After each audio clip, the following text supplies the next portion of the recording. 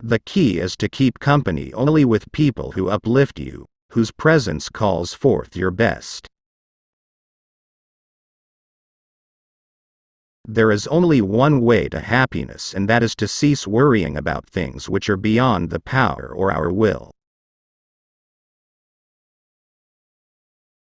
The anger of an ape, the threat of a flattered, these deserve equal regard.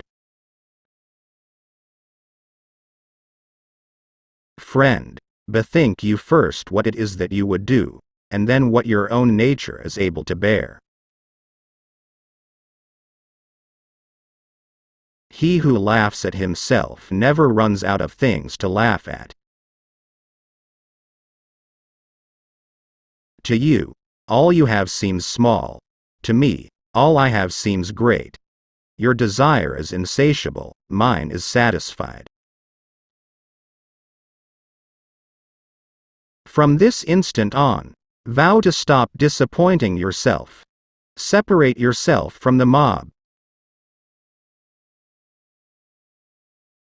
In every affair, consider what precedes and what follows, and then undertake it. If you seek truth, you will not seek to gain a victory by every possible means, and when you have found truth, you need not fear being defeated. When you are offended at any man's fault, turn to yourself and study your own failings. Then you will forget your anger. True instruction is this: to learn to wish that each thing should come to pass as it does. Have this thought ever present with thee, when thou losest any outward thing, what thou gainest in its stead, and if this be the more precious, say not, I have suffered loss. Decide to be extraordinary and do what you need to do, now. However he may treat me, I must deal rightly by him. This is what lies with me, what none can hinder. No matter what happens, it is within my power to turn it to my advantage. When you want to hear a philosopher, do not say, "You say nothing to me." Only show yourself worthy or fit to hear, and then you will see how you will move the speaker. Nothing is in reality either pleasant or unpleasant by nature, but all things become so through habit. The appearance of things to the mind is the standard of every action to man. Any person capable of angering you becomes your master. Give me, by all means, the shorter and nobler life, instead of one that is longer but of less account.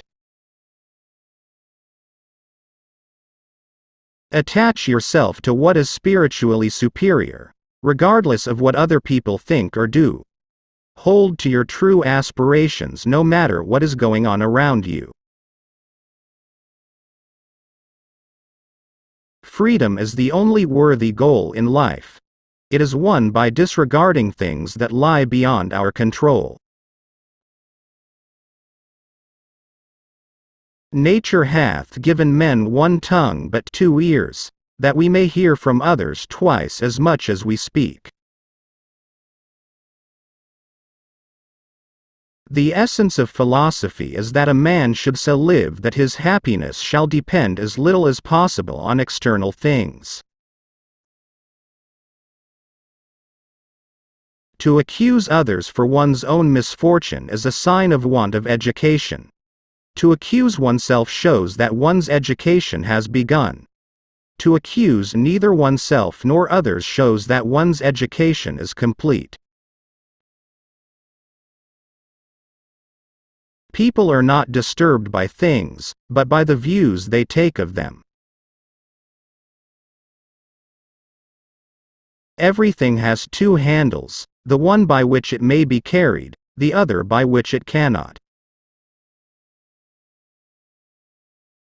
A city is not adorned by external things, but by the virtue of those who dwell in it. If you ever happen to turn your attention to externals, for the pleasure of anyone, be assured that you have ruined your scheme of life. He who exercises wisdom, exercises the knowledge which is about God. The key is to keep company only with people who uplift you, whose presence calls forth your best. Things in our control are opinion, pursuit, desire, aversion, and, in a word, whatever are our own actions. If you are in pain, you will find fortitude. If you hear unpleasant language, you will find patience.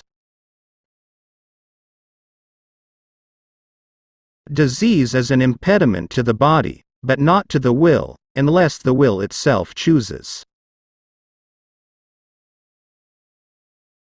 Let whatever appears to be the best be to you an inviolable law.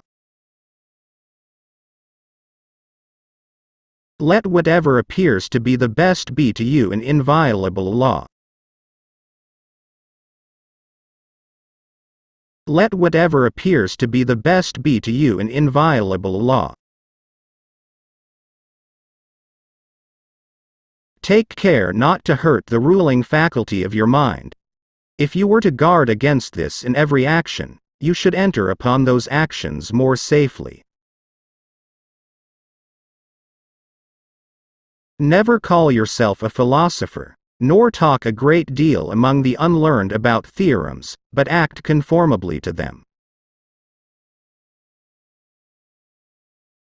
Things not in our control are body, property, reputation, command, and, in one word, whatever are not our own actions.